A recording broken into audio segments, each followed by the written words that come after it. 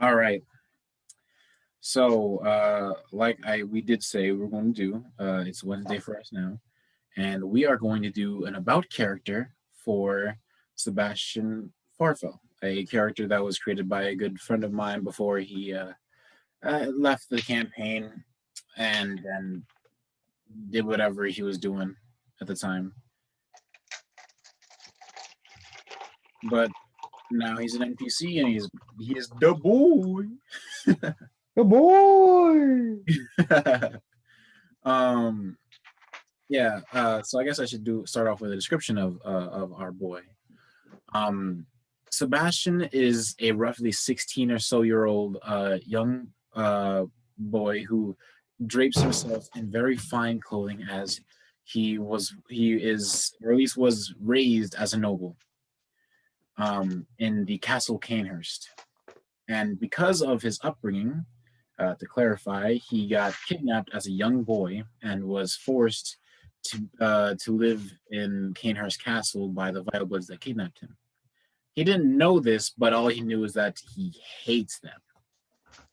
Um, During this, through the horrible way that they like raise the children there, it's like it's still a giant like noble filled castle with these decrepit, darkened people that use this corruption that they feel in their blood to fuel most of their ambitions and causes for either for more power or in the sake of their queen, which most of them serve, which is Queen Elise, Queen of the Vile Bloods.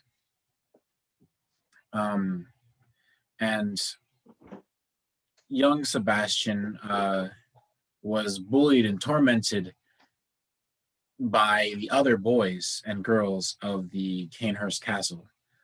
To add to this, it's not as though he was going. It's not that the boys were being scolded. In fact, they were being praised for bullying on young Sebastian, which they believed would allow them to become stronger with their blood, with their vile blood.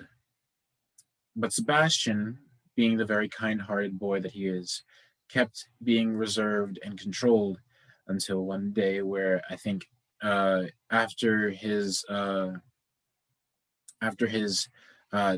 one of his tests to become to be a vile blood under Queen Elise's guard, um, he beautifully executed one of the beasts that lumber around the lands of Canehurst on a snowy mountaintop in this castle. But due to his kind heart and the decrepit monster and the scent that came off of it, Sebastian threw up after killing the creature, which, to the dismay of his father, um, he was locked in his room without a meal, without meal that night. And then the following day, the boys went up to bully him, bring him to a storage room where weapons and so forth for the Canehurst hunters are left, ready to be used in case of danger or in case of well, if they need to go off in some mass hunt or something. There, they all grabbed weapons, and Sebastian grabbed one himself in self defense and beat the shit out of all of them. Yes, sir. Sebastian is almost a prodigy with a weapon. Uh, if he was darkened of heart, he would probably be one of the cruelest vile bloods I would think to date. But that is not our boy.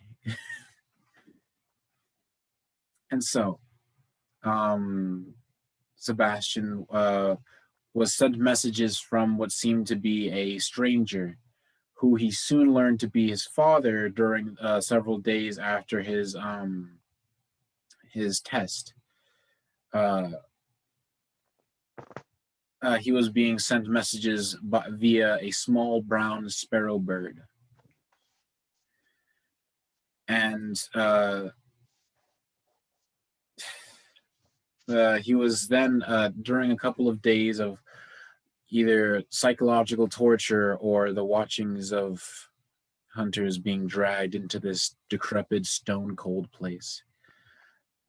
He was sent a message from this bird saying that tonight is would be a siege where many of these vile bloods would be destroyed, and that he needed to escape, and that there was a carriage just down the ways that if he can make to, he will be safe. And so that night happened, and during all this, during his escape attempt, he got from his tall tower room down to the outside wall, but it was too tall for him to go down. So after sneaking past a decrepit beast that laid in wait on the outskirts of its on the outskirts of that wall, he made it inside back inside the castle, the exit through the front that had been bursted open, where the only person that he saw there was this hunter draped in white who recognized him and yelled for him to leave instead of doing what he had seen all the other hunters, or at least what they had left behind.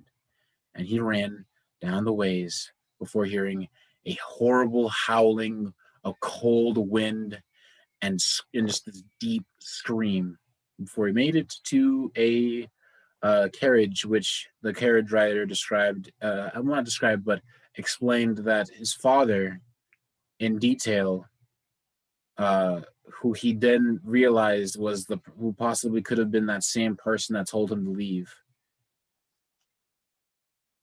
And then he was set off to a small town to be brought to the hunters of brought to the hunters, not as some sort of sacrifice or out of revenge, but to in fact become a hunter himself, where he met with the party, or at least at least the main four, which is Silas, Jack, and not Varynx. Uh, was it three, or I think it was, yeah, it was three actually. It was the main. Oh, yeah. Yeah, it was Sebastian, Jack, and Silas, which were the original three. I was wrong. Yeah, And Rashi wasn't at the start, right? yeah, no, Harashi came later. I think 3 sessions after that, three or two, Yeah. three. And I think he came around the time that you all were preparing to see about the underground village, and then the whole shit fest happened. Yeah, that was his first session.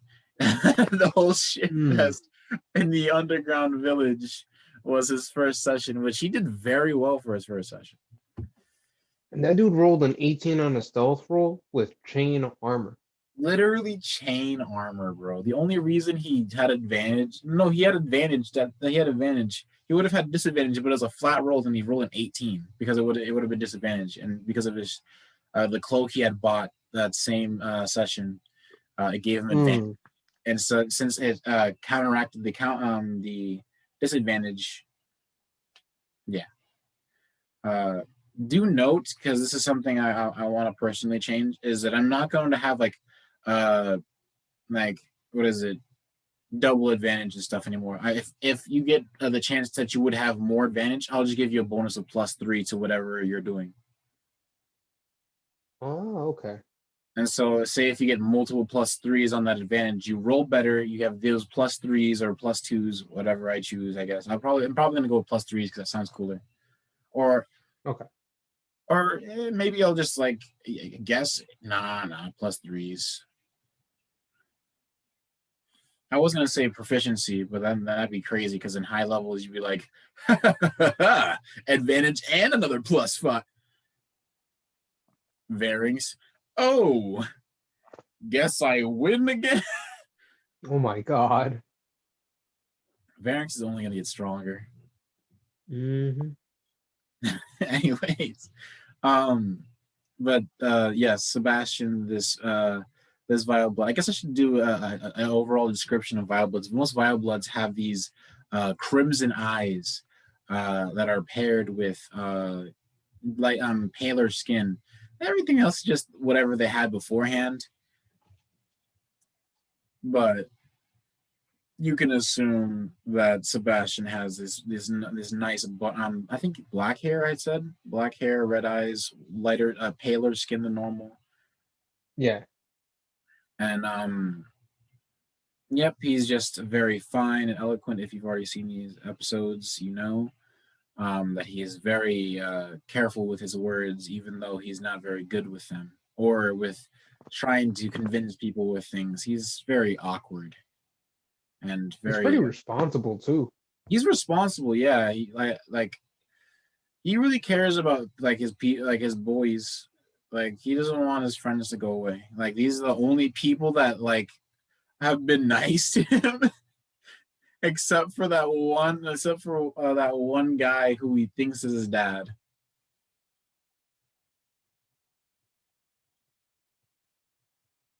That's kind of Mm-hmm. sad.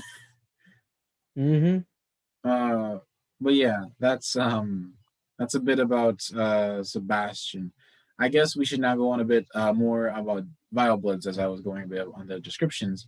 Um, Vile Bloods are, as I had described, very cruel and dark humanoids that use their vile blood in strange ways. And in one of the ways from the subclass for pure pale blood hunters, the vile bloods gain this ability called uh, blood encased weapon, where they encase their weapon in their own vile blood, either making it stronger and dealing more of this necrotic damage, or doing something else, like later along the lines, catching on fire and doing like special blast moves where like the blood on the fucking weapon explodes off of the weapon in different types and forms depending on your different weapon type. So say if Sebastian had a rapier, he could do like a giant line explosion of blood and fire. That sounds wild. It's so cool. I could probably pull up a clip of the game, but that would be spoilers for someone because there's only one uh thing in game that does this. Like one character that does this in game, and that's kind of important for something that you guys are heading towards. All right. Um, what is it?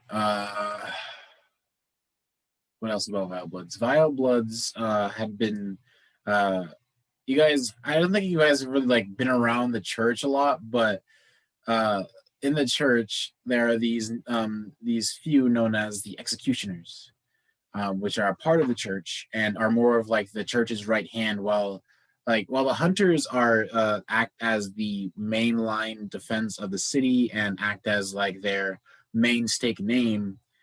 The uh, what is it? Executioners are set up to be these uh, destroyers of impurity and like they're like paladins, but hunters. They do Hmm. get eventually because technically you're an executioner, but you're not really. You're an administrator of blood. I don't know why it kind of mashed executioners and uh viable not viables and blood ministers the same way, but like whatever at this point. Because it's still kind of cool. It gives you some of that paladin, like it gives you like an unintentional paladin smite on those that are wicked automatically. So Jack is like an executioner with blood administration.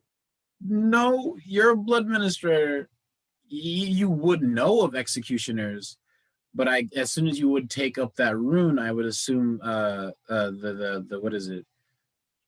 Their covenant runes. Once you pick up that covenant rune, I guess technically you do become an executioner at that point. Hmm. But there, you as a person of as a hunter of the church, you would know of the story of what is it, Martyr Ligarius, the one who recently, not recently, but like technically to you all a month ago, basically around the time that you all went to Yarnum and the time of the last hunt, he sacrificed himself and stopped he trapped the Vile Bloods in their castle, deeming them to be like sacrificing himself in the ways to stop to stop the Vile Bloods from possibly coming back again. Mm. After him and his executioners slayed out almost every Vile Blood. Then I guess we can talk a bit about the what is it? What are they called? Those rogue Vile Bloods that went off towards Druenwolf, which I will now zoom. Zoom. Druenwolf. Wow.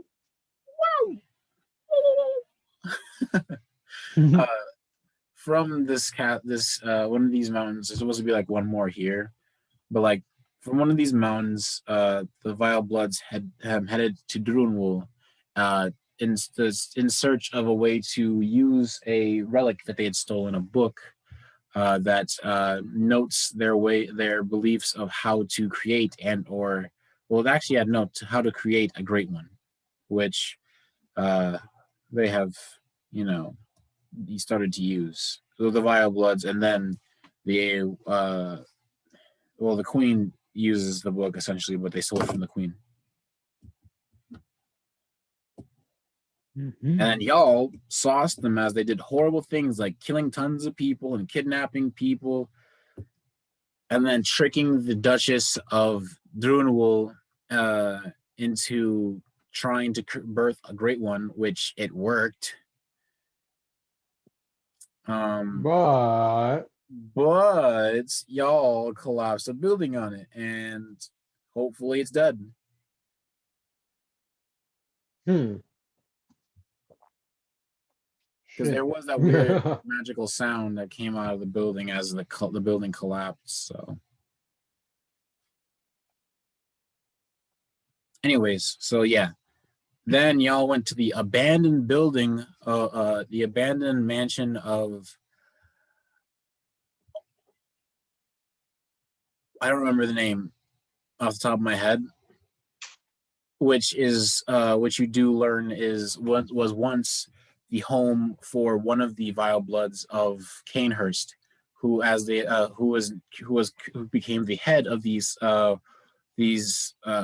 this faction of Vile Bloods that escaped.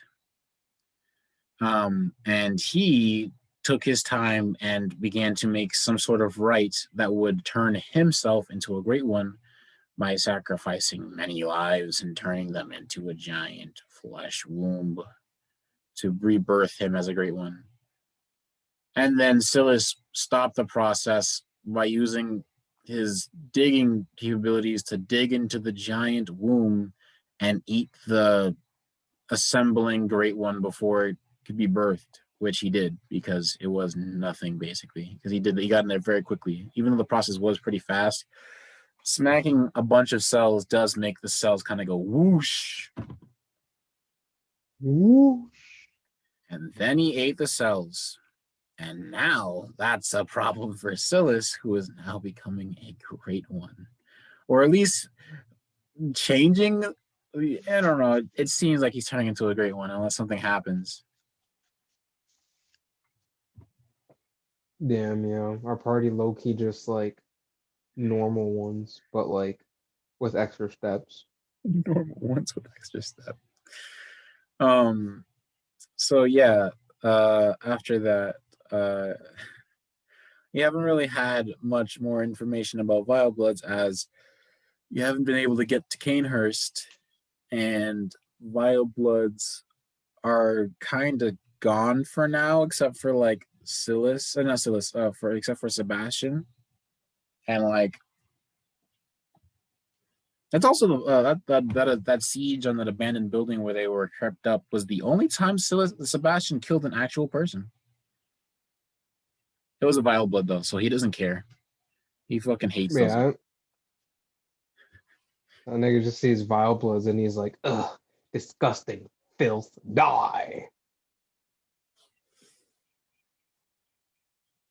He's just like asshats. um, what else? What else? I think that's holding what you all know currently about vile bloods. What else? What else were we going to talk about? Uh, how do you guys kind of like? How do you like to take the aspect of Sebastian and like how how you enjoyed the boy? Like how Jack views Sebastian. Yeah, yeah. How he views him and So stuff. Jack just like sees us like little kid and like Jack isn't like that much older than him because if you're saying he's 16, let me see, Jack's 22. So Yeah, so you're like that puts me at about 6 years older than years him. older, yeah. Which isn't too older, but it's like that big brother stance where you can be like little kid. Mm-hmm. So yeah, you technically could do the big brother stance on him, yeah. It's like funny for Jack because like he sees this nigga Sebastian and then he thinks back to himself and he's like, I used to be in your shoes, kid. Now I'm just like studying like some weird but cool shit. Meanwhile, you're just like starting to come into yourself. and trying to go through the terms with what he is essentially too. Mm-hmm. It was interesting at first for Jack though, because Well, when he yeah, first found when he first found out what Sebastian was at the beginning of the campaign, he was immediately off put, but he had to put up with it because Gascoigne told him to. oh yeah, but Gascoigne told him to. He was like, "Calm the fuck down, you'll see." Because if I remember correctly, it's a thing where like anybody who's like in the Healing Church or Blood Administration like just automatically hates Vile Bloods, right? Yeah, I think that's because of the because uh vile bloods are what is known as the eternal rivals of the church, not nor enemies of the church. Because a bit of lore that your character would know, in fact, is that a Bergenworth scholar that had joined, that had left Bergenworth, well, not correction, that had left the church with a decrepit version of blood, a different strand of it, and gave it to Queen Elise, creating the first Vile Blood. And from that point, the Vile Bloods were born. And obviously, as the traitor of the church, and Yarnum, who had created now this immortal being that constantly, like that at the time, constantly invaded their land in the hopes to like search for something in their hunter's blood to create a great one. Mm.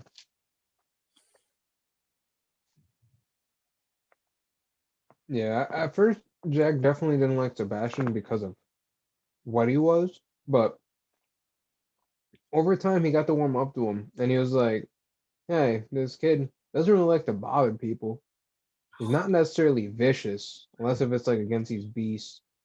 Like around other people, He's is like literally very dying. shy, The instincts very kick in. timid, and like he's overall chill. And he's just trying his best. So I'll give him a break, joke around with him a little bit.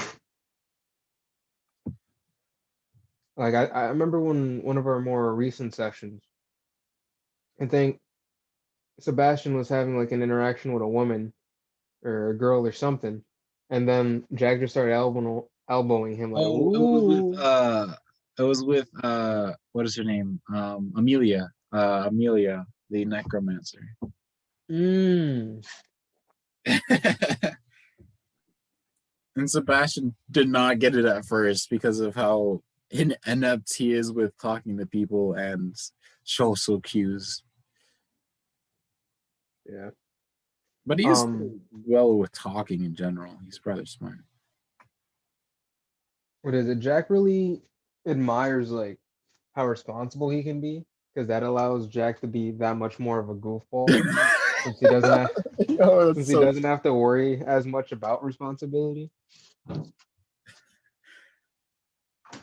It's not that Jack won't do it. It's that if somebody else is already gonna do it, he's just like, He's just well, not okay. gonna. Yeah, but Jack will definitely just be Jack. Jack's just like, oh, somebody's Not to say awake. that That means I can sleep. not to say that he's irresponsible. It's more just he likes to be as free as he can, Yeah, with letting the only thing time down be like Yarnum, his parents, and like his work, the I guess. guys. Yeah. I tie his work into Yarnum, but Oh yeah, they're very. um, what is it? So like he definitely also respects like Sebastian's combat prowess. It like intrigues him a lot. Like as much as he hates like the Vile Bloods, like he can't help but like respect their abilities through Sebastian. Yeah, but I feel like it's all the more respectable due to how Sebastian like has all this self control over himself. Yeah. Like, no matter like he tries his hardest to like hold back what would be uh a possibly demented version of him. He likes this sense of self control. I think he like really likes to look up to like heroes and so forth, and that's why he took on so quickly Ludwig. to Gascoigne and to Ludwig and to Lucient, as well as Hideyoshi when you guys went to the land of the spirits. Mm.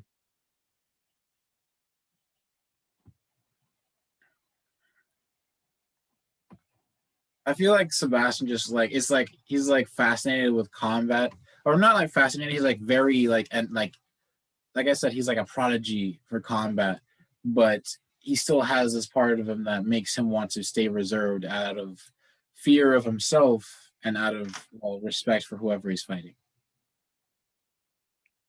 If it's a person.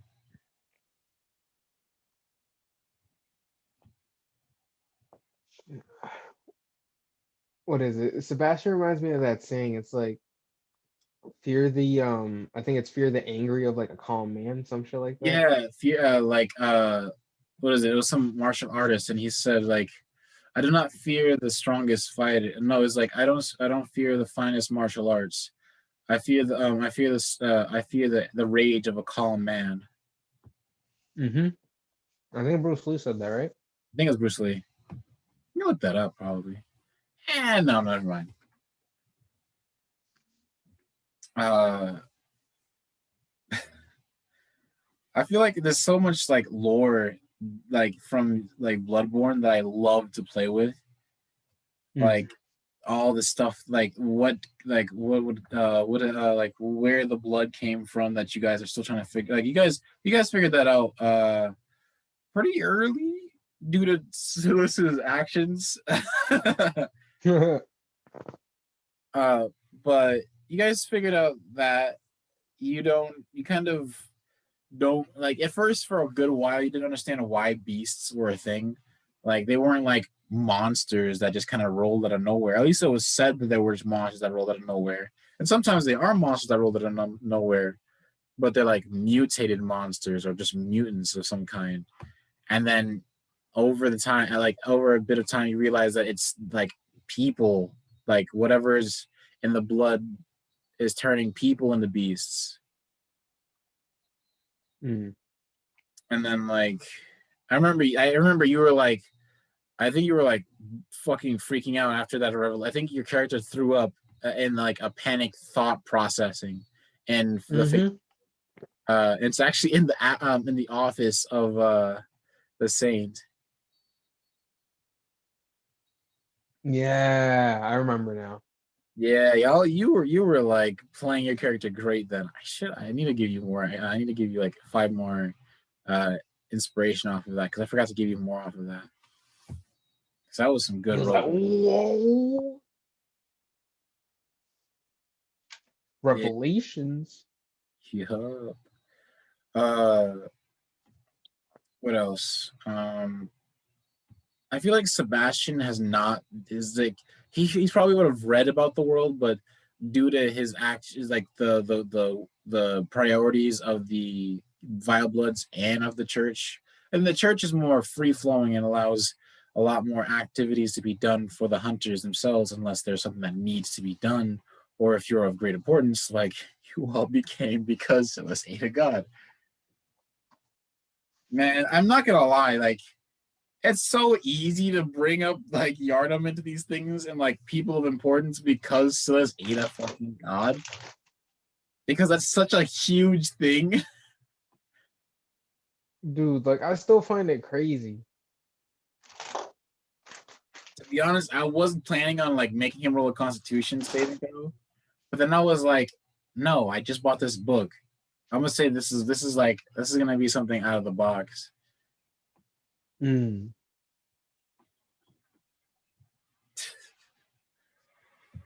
Oh man, great ones are wild. facts. Jesus Christ, man. The craziest So thing is, like what happened? no, I was gonna say like the craziest thing is that like great ones are just out here making babies and shit. Just giving powers to niggas and making babies. Uh, Bowling, bro. they really are they're out here like goons, bro. And yeah. So you were saying something before I ended up talking as well? Let me see. So like every time Sebastian goes to encase, like does that like hurt extra for him, or is it just like a regular like wound? Wait, what about Sebastian? So like him encasing versus like him just regularly taking, I would say the same amount of damage or whatever. Does Huh. that like hurt more for him or? Uh in fact, when he encases his weapon, it obviously it hurts, but it's weird because it's not like it hurts. Like it's almost like the blood wants him to do it, and he gets some level of pleasure out of that initial stab to get the blood onto his weapon to hurt other creatures. Oh, Yeah, like Sebastian like doesn't enjoy it because of what it obviously entails. Like he's literally taking like his life essence and using it to harm another creature because his life essence has been corrupted. hmm. And yeah, and it's because of the how the blood is that like it's like it's weird because like that's why all of them are all so cruel, but because of how Silas is as a person and due to his I think he has a pretty high wisdom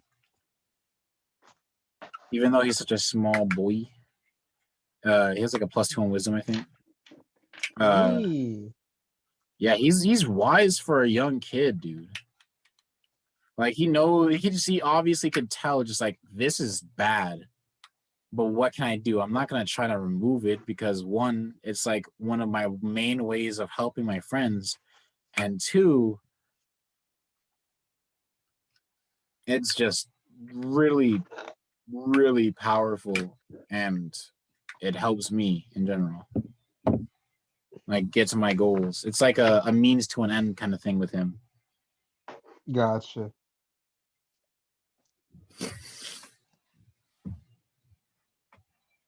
Hmm.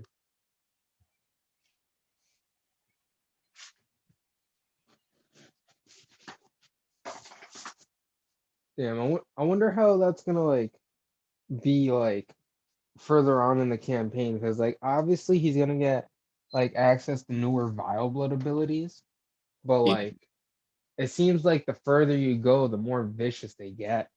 Like, does he yeah, get access to visceral attack as well? yeah. No, because that's a part of that's a part of the main hunter thing. I'm pretty sure.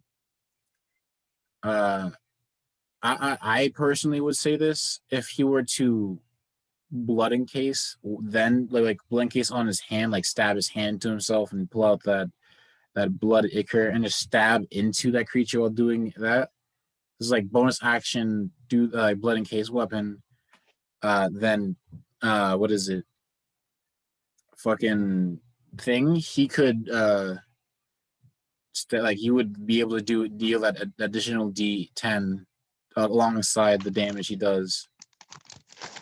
I Oh don't think man. he would heal from it, obviously, but when when you do get the healing from it. Yeah. I But wonder what like that's gonna be for like his character though, like, because obviously that just means he's gonna be that much more, vicious, and if we're fears. gonna have tougher enemies. Yeah. I Wonder feel how like much he'll he give in. like as well mannered as he is, I feel like on the battlefield he's gonna be considered like a demon. Like he's gonna like you'll see why like he's actually like considered of like a vile blood. That's like I feel like that's the only time he's like ever reasonably accepted to be like a vile blood is on the battlefield. When he's just doing his crazy shit, just like stabs you, like just anime one hand stabs through you, rips it out, and just fucking pulls your life essence out, and just like leaves like that black life essence, like his life essence is just burning you apart. And he's like as he just heals from hurting you. Like that just sounds so crazy and metal. Mm-hmm. And like I know that Sebastian as a character is just like it is how it is. It is how it's gotta be so I can keep my friends safe and do what I need to do.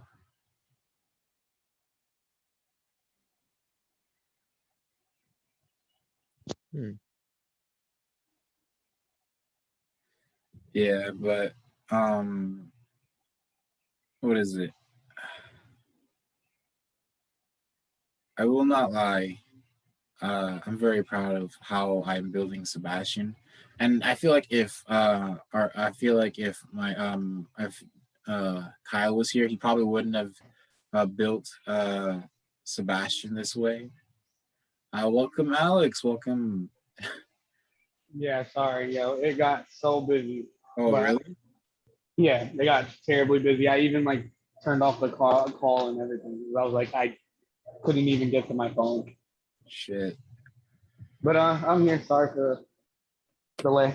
Well, we're just talking about some of the aspects of Sebastian. We kind of went over vial books and stuff. I'm gonna ask you the question I asked Jalen. Um, how does Varynx perceive Sebastian, or how does he like feel Ooh. about him? Um, because like Varys kind of has like this like not overinflated sense of self, but I feel like he kind of just looks at himself. So he sees Sebastian as like kind of like a kid with like pretty cool powers. Like you've seen him out in like action and stuff like that, and he understands that like he has that blood thing when he gets to a certain amount of health. Um, so he understands that there's danger allotted with Sebastian, but Yeah, he doesn't like mind him too much. Like he kind of sees him as just like a kid who's with us. He understands that he's a hunter, so he has to be like somewhat capable of himself, which is why he doesn't like coddle him or anything like that. But he does see him as more of like a younger like sibling type of thing. yeah, But kind of just like do your own thing, don't get fucked up, pretty much. yeah. Uh, I know Silas isn't. I know not Silas. I know that our friend Amore isn't here to kind of see reacted about how Silas is, but I kind of think that like possibly that's kind of like that same kind of place where like Silas sees probably him as like as like obviously he's much younger, largely much younger uh than Silas, but Sebastian is very well mannered and very caring, even though his nature is almost the opposite of that. Like that vile blood in him is almost that vile blood in him is like almost a real monster. And you're only going to see more of this as he grows in strength, which is scary to think about. Right, right.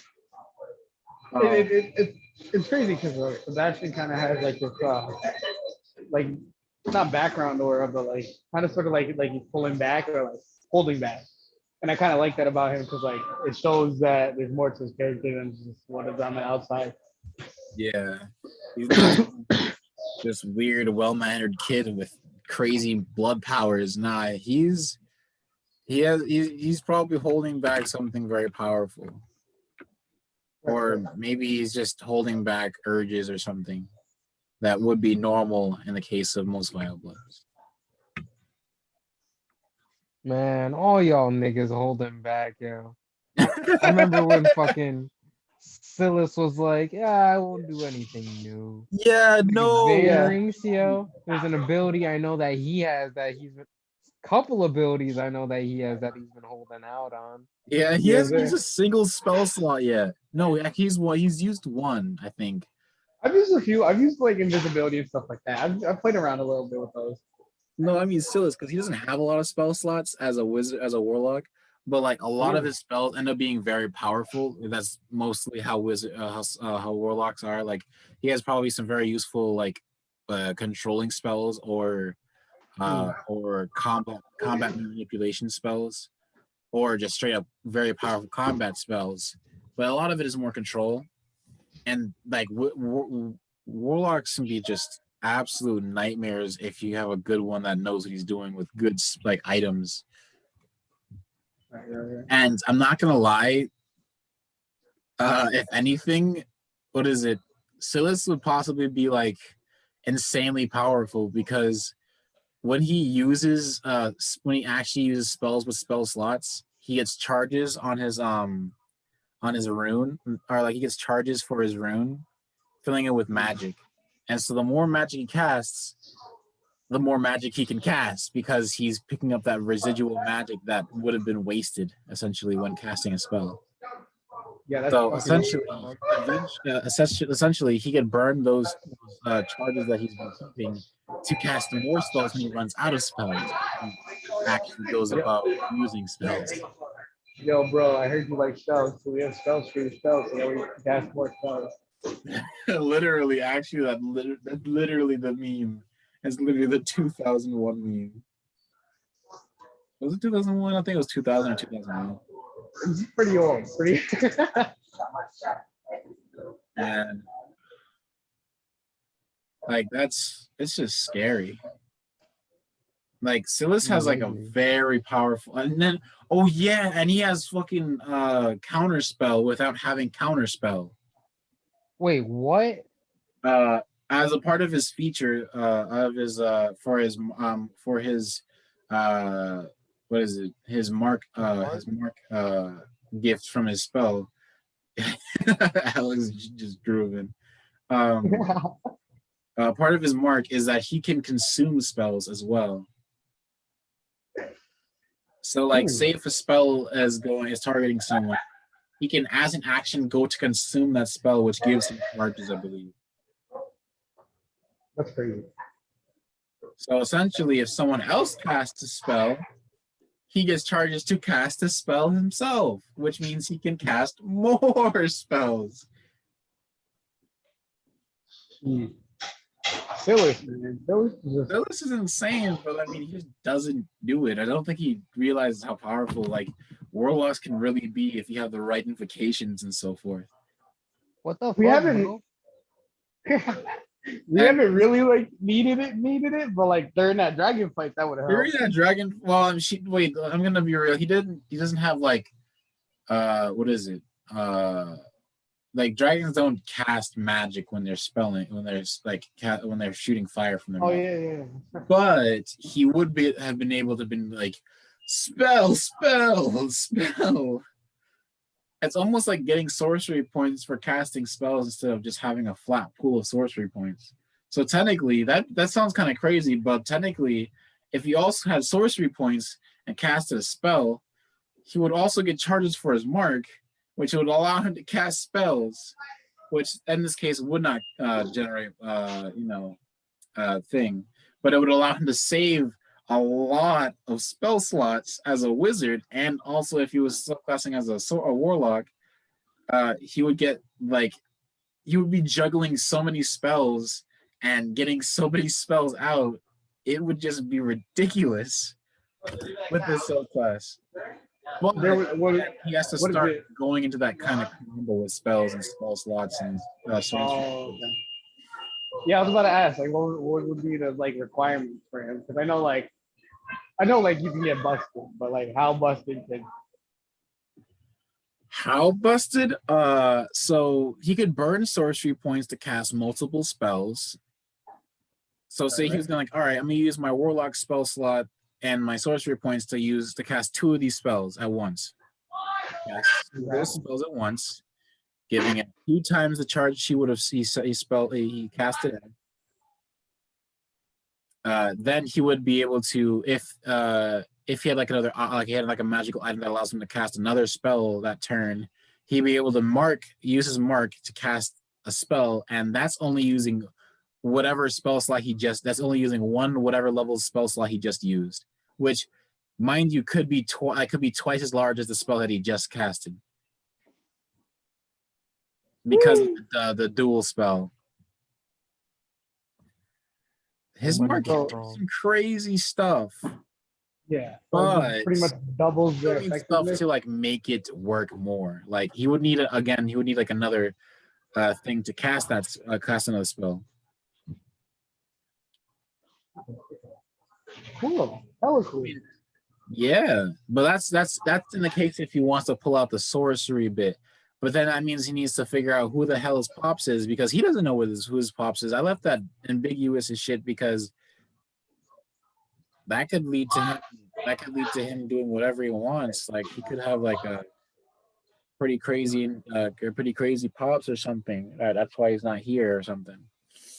Right. Like Jack's pops.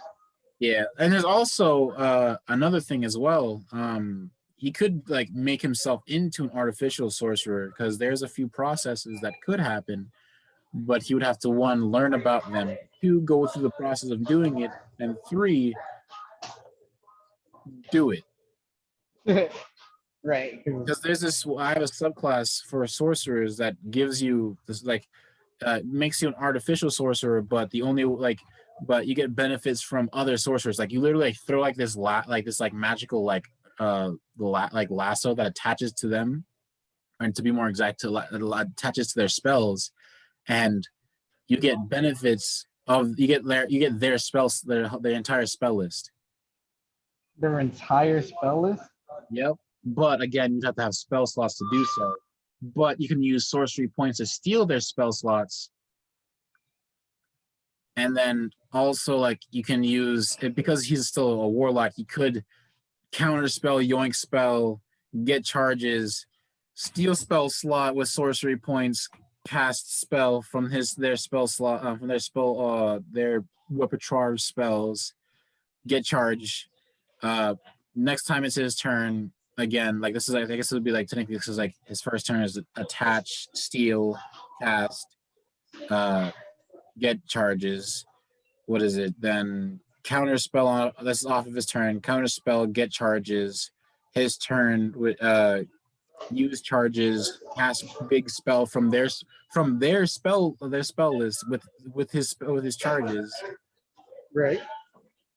Which would be absolutely nuts for a combo, which would be horrible to face. As like I would have to genuinely make the encounters much harder if I add a warlock, because I would genuinely have to up an entire combat encounter by 1 difficulty solely if there's a spellcaster in it. Really? Yes, solely if there's a spellcaster in it. If Silas did that, which isn't too hard. I'll be honest. I just be like numbers, you done, or you done. Right. More adds free fight, which makes the combat interesting and soon I'm going to commence adding more golds to your account to you all for going through encounters. That, yo, so Jack can finish off paying his debt and do some more I kinda- shit. I kind of had a question about like the general sense. How do you feel about like characters dying? Uh, Especially for our campaign. in our campaign, it's like all D&D to my beliefs. Death is inevitable as a character. Like, say if you like chose to be a Kenku, or no, if you chose to be like I think Goblin, I think they have like low health lifespans. I think if Right. you chose to be a Goblin, if the characters like in game or went through time or something and reached that, you would die automatically because time passes and yikes and stuff. Oh, there he goes. He'll be back. Pray for my mans. Pray for my mans. Yo, I'm praying. Yo, I'm praying. Welcome back. Welcome JK, back. What'd you ask sorry, here? Jack don't pray to So nobody. time passes.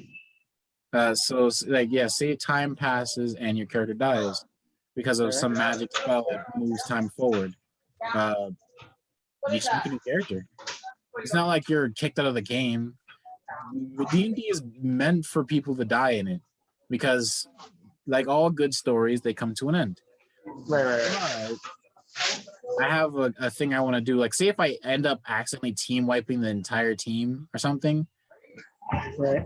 get a bunch of new hunters. It's gonna suck for like all the content you just like lost from it, but hopefully you all die in a really cool ass way. Is my hope. Like that's my only hope, that you all die in a cool ass way. And plus, if there's another session that comes up or somebody makes a campaign that we all start doing, then that just means that's another option, another way for us to choose another character. Or you could just make a new character. Right. No, I just wanted to ask, because I know like a bunch of like online and like shit like that. Like there's like certain like house rules and stuff like that. I wanted to see how you felt about it specifically towards our campaign. Our camp. It's not like I'm trying to kill you. I'm Right, trying to right, make right. it hard for you to live, but I'm not trying to kill you outright because this is also a really good way for me to practice storytelling. But at some point, regardless of my whims, you're gonna die. This isn't a threat. This is just fate. Like I'm gonna let it be known. I'm new to like being a DM. So if you all get team wiped, this could either be a new way for me to talk about your characters and bring you back from the dead or something through y'all going through like the ethereal realm or whatever, or just make a bunch of new characters. Okay. Just wanted to ask, some of us have been not unconscious recently. I just wanted to keep the overbearing theme in mind. Yeah. Like, if anything, like, it's not up to me, to be honest. That's why I ask you all to roll whenever, like, you gotta say, hey, roll a d6. And I say, oh shit, if it's a bad thing. Warning you a little bit of that's dangerous, but, like, it's not my fault, essentially, because I'm not saying, Right. I wanted to, like, make a really interesting campaign. Sorry. If I wanted to make a really interesting campaign, well, I mean, I'm doing that. I'm happy with like how interesting this campaign is. This is very interesting. But if I was trying to kill you guys, this would be this is like I'm not gonna lie, it's super easy to kill characters. Right. Because I could just be like, all right, if we're going by Bloodborne standards, me just all right, this, that, Holy and Christ. unless you like literally roll nat 20, make godlike plays, use the environment, and make me proud of you as like a veteran, but you all aren't veterans. Like I'm pretty sure Jalen's not new to D&D, but still getting some more knowledge out of this. You're brand spanking new to D&D. Right. Like I'm the new DM, and I'm not trying to murder you all, but not yet. I'm just looking down up here. if it's upon like the actions of what you guys have taken, or if you just roll really bad and get bad luck, then something dangerous has happened. And there's still an option for you to try to escape as well, because you don't have to stay for every fight unless the enemy forces you into a trap and then you get sauced. Then you But get saw. again, that's like that's out of my control. That's like you fucked with this guy, now this guy's gonna fuck you. That's fair. That's fair. Nah, I'm pretty yeah, that's fair. fair. Yeah, I try to be fair, but let it be known I will fuck up at some point. Like I genuinely thought like me coming with the young red dragon was gonna be like, all right, well, here's the young red dragon. It's probably gonna do a lot of damage.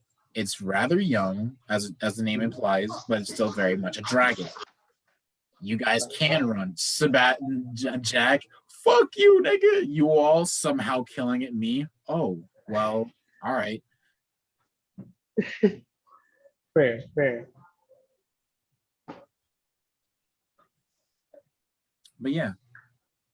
I mean, it ended out well. You all killed the dragon. And here we are. Shut up my phone. But anyway, so, yeah. Shout out you lot, yo. You What else do you guys want to talk about?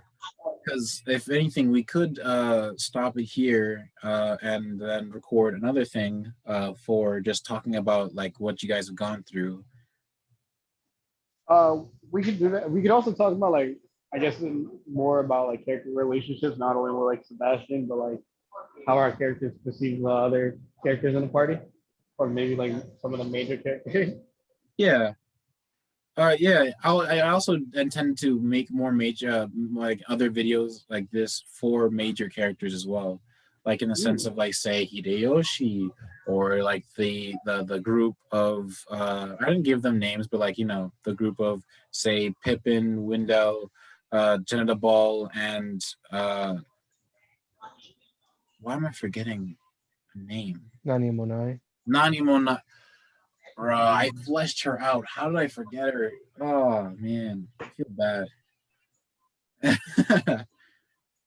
But Nani Monai, bro, I fleshed her out. Like you guys can ask them like questions about like them and like their history and stuff if you guys want to. I feel like some people just like I feel like most of the characters don't need to, but like you can. Facts. We just be on the road all the time. Yeah, y'all Come just be back like every so often. choo. And then like they were in the chalice dungeons too, so they be doing their own shit. Yeah, Right, I wanted they them ball in to this like they thing. were doing shit.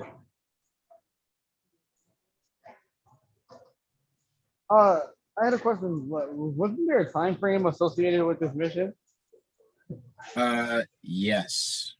Well, I mean, something's happening. You don't know what's happening, but you do know that she'll send you a thing so that you can figure out what's going on with Dunwell related to the Land of the Spirits. So that's a part of this direction. No, I But know, but I'm saying like there's more of a time deal with Yarnum, and you are going to see more things like this that happen to like Amelia, where like someone does something or acts of maybe sabotage towards the hunters or the church. I mean, that's just obvious bad guy stuff. right. Like I can just tell you that because that's just like expected, especially after Right. I warned you all. Obvious bad guy stuff is obvious. The end of the hunters to the opponent. Damn, it would be really cool to have like a trailer like for all of this, yeah. Just for like a trailer for the campaign, or just for the up and coming squab between the church and the hunters versus the school of Menses. Yeah, that's oh man. There's an all-out war on the brink, yeah. Could be the end of the hunters. There's an attempt of secret usurpation of the church and so forth. So I mean, Yeah.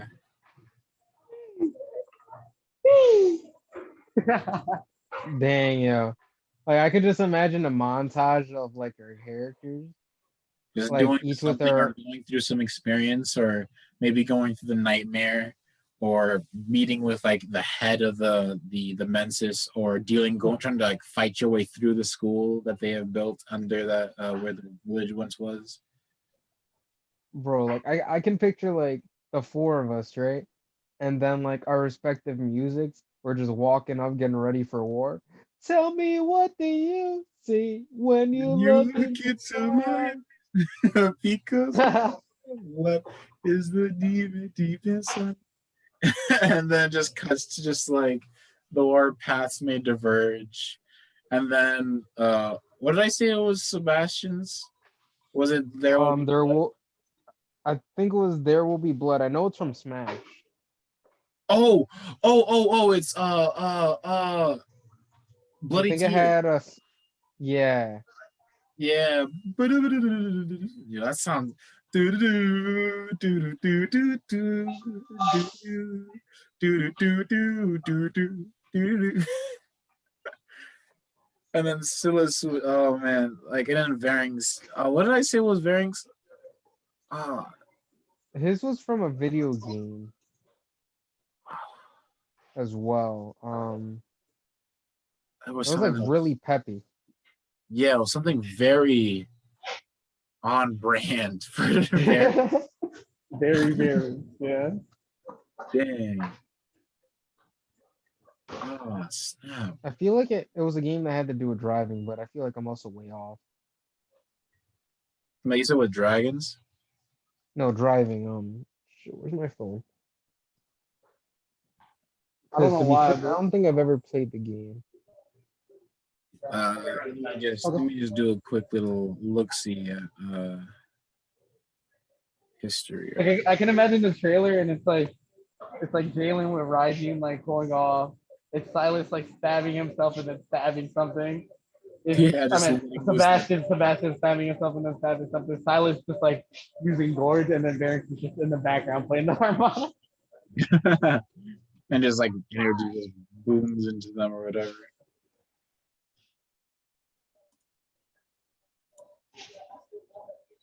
Lucian, like briefing us. All right, here's the situation. Us, nah, you gonna listen here, yo. We are the situation. Yeah. Let it be known, I am danger.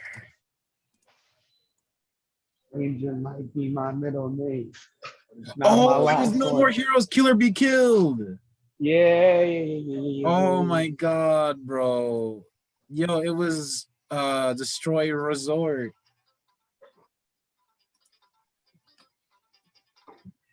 Come on, heroes, let's kill be killed. Nobody but yourself, nothing else to do. That's Definitely so on that's I brand. don't know why it's so on brand for Varings. It meets his vibes. It does, yeah, it definitely does. No More Heroes was a good game. I haven't played it since. Oh my god, No More Heroes is such a good game. But yeah, I mean, I'm not gonna lie, I've been constantly listening to that song, dude. Literally, I listened to that earlier today. Literally, it's right here. Oh my god, that's crazy, bro. I didn't ask about your pizza and whatever you gave this guy. And enough of that. Pizza. So Sazzlefrass? That's a fact. Transcend the world of man. You never wake. Very kind of like reminds me of Chowder in a way. Ever been scared? Never have I. Various reminds you of Chowder. Ready to die. Chowder, yeah, Like Chowder from like the Chowder TV show. absolutely. But he's not obsessed with food. I think that's more on the side of like Gorge though. Gorge is definitely like an evil child. Gorge. This nigga gorgeous every moment. You take the moon and you take the moon That's and you just what's take in the my moon. head. Bro, I'm not gonna lie. That main intro was bumping. You take Oh yeah. the moon, and you take the sun. You take everything that seems like fun. He said all of the done. Rada, rada, rada, rada, rada. So come on, just feel free to do some looking. Come on, stay a while, cause something's always cooking. Come on, dude. Feel free to do some looking. Yeah, I think something's always cooking, yeah. Man, that intro was bummed. That genuinely always got excited when I heard "Take the mood." I was so glad that became a meme, low-key, yeah. True, bro. True. But yeah, I guess we should probably go on to an important topic instead of talking about what we thought would be music for characters. I mean, although it's an interesting thing to think about, I'm sure like a lot of people in their own campaigns would definitely will now want to think about what would be a theme song for my character.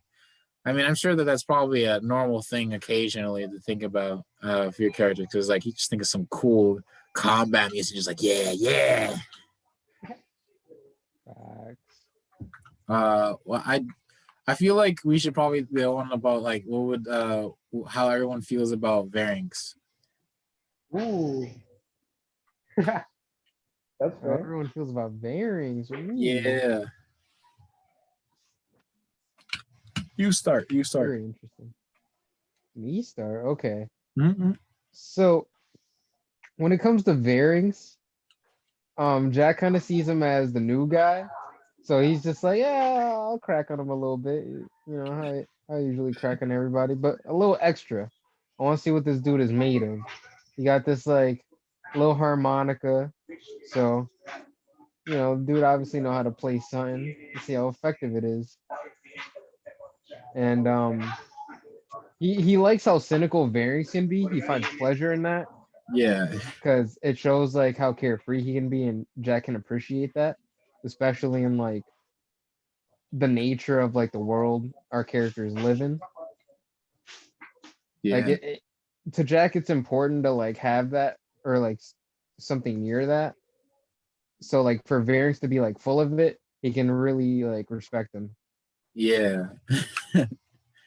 Um, he also feels like a sense or like a need to compete with Varys. Yeah. Just out of That's exactly what I was thinking about. I feel like you guys have this like kind of weird rivalry, but like also it's weird because like you hype each other up even though like you're against each other in some weird sense. It's because to like Jack, it's like for Jack, it's like he sees this dude pull up with instruments to a battlefield and sock niggas in the mouth. Like he doesn't know how you get as goonish as that. Actually, yeah. fair. So he's like, yo, this dude, I'm pulling up with like a god sword and like this sick ass rapier and like all these abilities. And this guy, woo woo, bang. Him breaks out a solo. Fucking explosions. Bro, Death March last fucking combat. Death March was clutch as shit, dude. Yeah, crazy, bro. Crazy. It's such a good control tool. Right, especially because it's 15-foot cone. Like Yeah. crazy, but no, that I like that rivalry thing. Like it's not necessarily like a rivalry, but it's kind of like we're both on the same side anyways. We might as well compete for something. Yeah, just for Like- shits and giggles.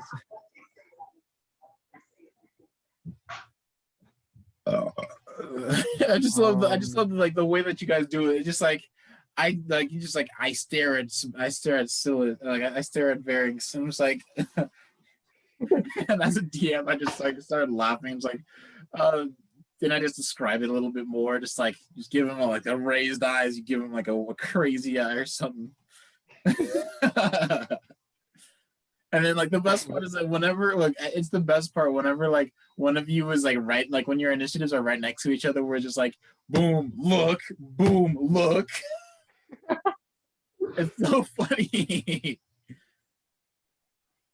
It's like honestly so enjoyable to watch. I guess the last piece would be like more on the more serious side. When it comes to like emotional shit, like Jack can like sense the urgency, or was able to sense the urgency when he found the feather or whatever. Mhm. And it's not that like Jack don't care. It's more just like he doesn't know exactly like what he can do for him except just like beat niggas up and heal him if he's bleeding. Yeah. That kind of just be straightforward, like, oh yeah, you know, well, we do this to do this. And he also doesn't know like the details besides like sister missing. Right. So I think like, that's kind of you know, he knows there's more to Varynx. He's kind of just like, yeah, but we got to beat on these niggas first, and I'm scared to while I do it. Like I gotta keep my priorities straight and my blade straighter. We in it for the ride, yo. I'll worry about the rest later.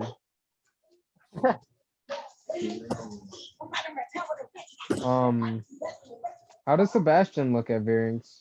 I feel like Sebastian like takes Varynx and it's like Varynx is silly and so forth, which makes Sebastian like enjoy his company, but also like it's that double-edged sword where it's like, all right, we have a job to do. Come on, guys, you all fucking playing rock paper scissors over a ball like just an empty bottle or some shit, just some weird crap going on.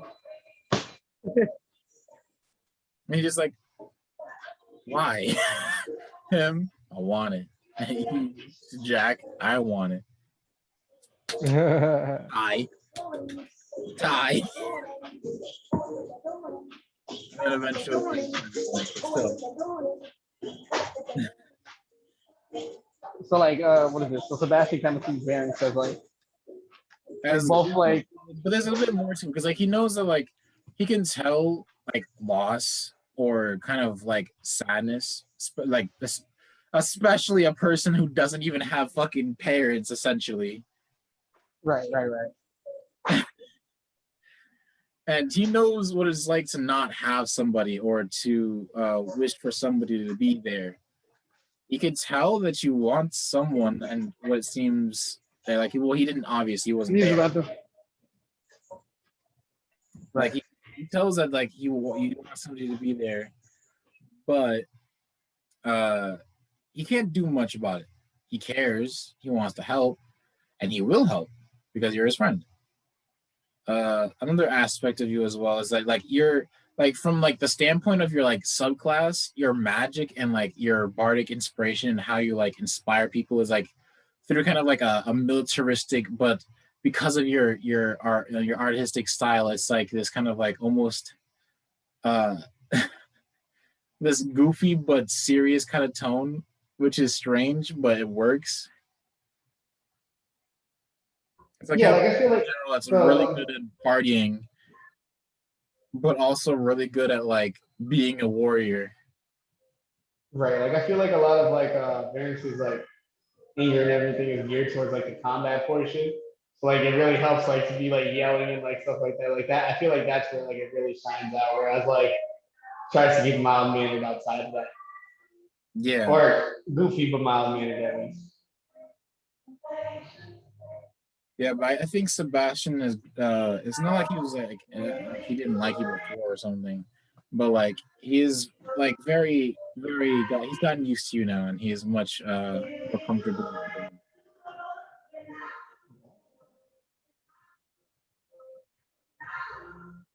you. But yeah, that's really the like the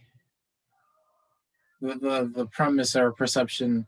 Like it's not like he's not like he doesn't have like that rivalry that you two have, but like he does at least like admire you two's like ambition for like protecting each other while also being goofy as hell. It works. It works. Jack But just wants to be as goonish as possible and sees Variance as the only other nigga who can outgoon him. true, the only threat to his goonery. Oh, that's funny. When two jesters are in the courtyard, it's always a clown. Yeah, I feel like what's going on with Silas. I feel like how Silas perceives not trying to like take over how Sebastian, not Sebastian, how Amor would say this, but I think he would enjoy, he very much enjoys Variance's attitude. It's much more uppity than the depressed boy and the astracious, blood obsessed worker alongside him. But it's not like he doesn't hate. He doesn't have any problem with any of you all, as you all are reasonable people and can definitely. Okay, okay, I might need to like tone back that with Jack, because Jack is purposely being a goon up until like when it's all about like big money time, or when he like almost dies, or so on and so forth. That's facts. But yeah, that's the kind of vibe. I feel like Silas still like appreciates you for joining the group, and I feel like Gorge as a character is annoyed by Varynx due to how he always gets teased by him, and out of the darkened heart of Gorge, he's awaiting for you to finally shut up in the kind of death way, but he's also happy when you actually shut up. Yeah, I guess that's fair. I do be cracking on boards. True, yeah. It's I'm not gonna lie, he's an easy target. But I mean, like, he also is like this creature that literally is a part of one of your friends.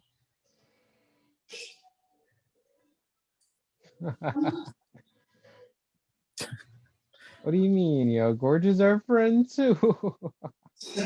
True. He did like. I feel like he like only like minds him. Like I feel like right at this moment in the campaign, he's like fine with you being like alive and stuff because you gave him your portion of would have been the dragon meat. Right. I feel like that was pretty funny to me. I was just like, here, take my dragon meat, please help us. Him. All right. Wow. Did somebody say food and it's not. But yeah. How so we went over Jack, right? Or are we going to go over Jack about how everyone perceives Jack? Yeah. we talked about Jack's character, but I don't think we talked about how he's How the others perceived by perceive him? everyone. Yeah. Okay. So I guess I'll start for Sebastian, or unless Alex wants to go for Varynx. Oh, God, yeah, that's fine. Kind of in the same sense, Variance feels as though like Jack is kind of like not the guy in the group, but like he feels as though like, oh, this guy's doing a lot. Like I see that. I kind of need to like pick up my pace. So he kind of like he understands that like he's new to like the group and like the entire like section of people. So he tries to like kind of follow in like Jack's footsteps, like just going straight after things and stuff like that. While also staying like in his own lane, kind of sort of like they have their little rivalry stuff like that. And I think that's cool. I think it's pretty funny. Variance doesn't see it as like a rivalry, more or less like a competition per se. Yeah. Just as like jokingly. I don't know how like serious, yeah, like I don't know how serious like Jack would take it, but like for Variance, it's more like the Kakashi the Kakashi guy thing, where like one of them kind of doesn't take it like, you know, this is whatever. I thought we were just joking around, and then the other's like, oh shit, what the fuck, like. Like, yeah, I should well, have definitely won that. this fight you over me over our goonership. Like it's pretty funny, and I really like appreciate that about that. He also understands that like I feel like Variance also understands that like he has to pick up his pace as well. So that kind of like leads him to like do like try to do like crazier things because Jack is out there.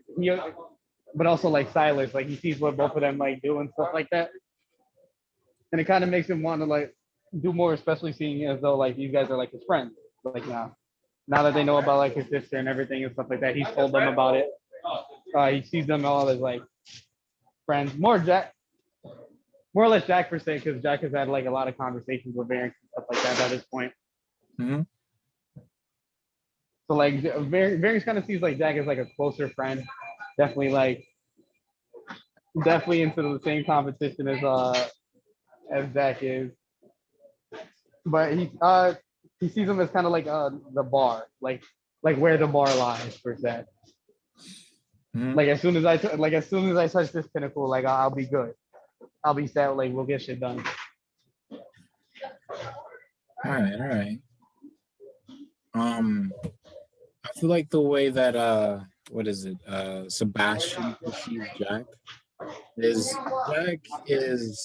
goofy to say the least, but is also very like smart to him. Like he sees Jack as like very knowledgeable, and like he kind of like almost like mainly the party, whoever's older than him. He's like, all right, how do you all like see? Like he's not gonna say that, but he kind of looks over you, he watches and like learns, like, you know, that wisdom of his pretty. So he's just perceptive, and he's like, all right, so This is spicy. like just like, so how you guys are taking it? Like he worries about others more than himself, although he still has a lot to worry for himself. And he still like very much cares about Jack. And he hopes that that he can be as well. I'm not gonna lie. I'm pretty sure he sees Jack as pretty cool, especially with Raiji's and all the work that he's done in weapon wise as well. Felt that.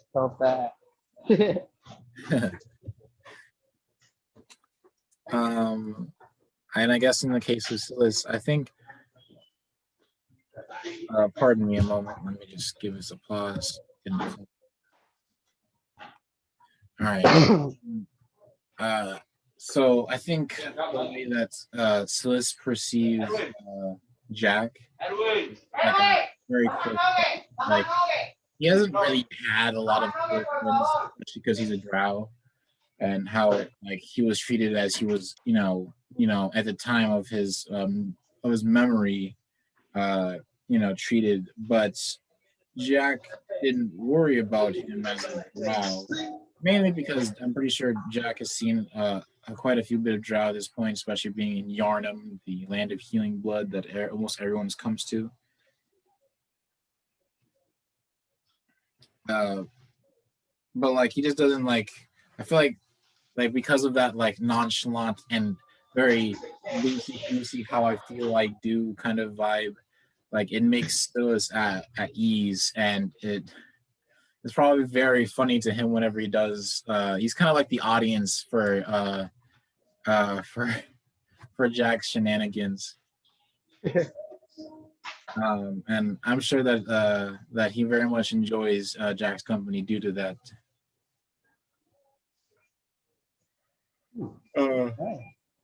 But if anything, he's very much a very close friend that he cares dearly about.